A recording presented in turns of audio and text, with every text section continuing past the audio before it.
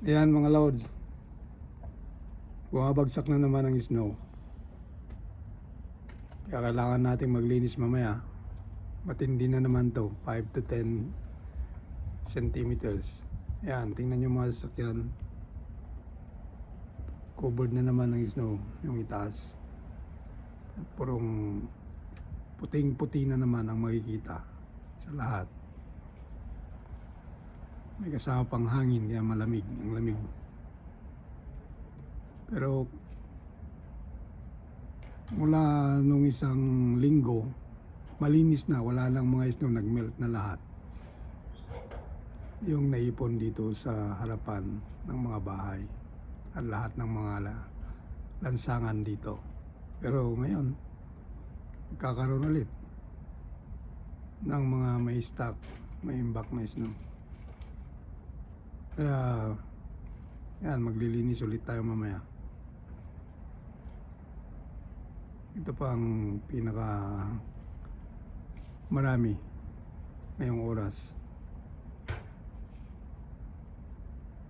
Ito, tingnan nyo kung paano sila buwabagsak, ng dami.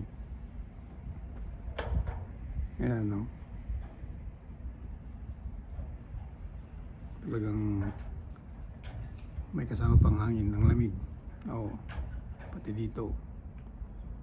Pumapasok na dito sa kinaroroonan ko.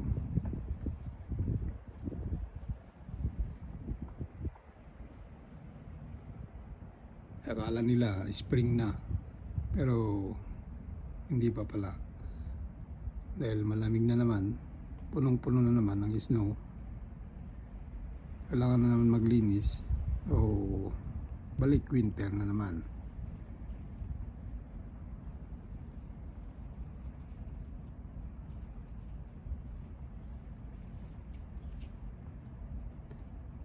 Ayan mga lods,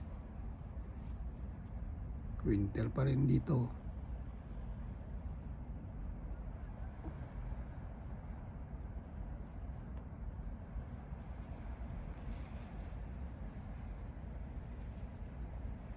Kailangan bang magsuot ng makapal, mga winter boots, winter jacket? Huwag muna nating itago. Ayan, malakas ng hangin, buwabagyo.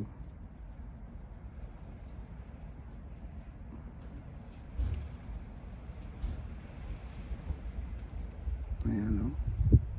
Lakas talaga.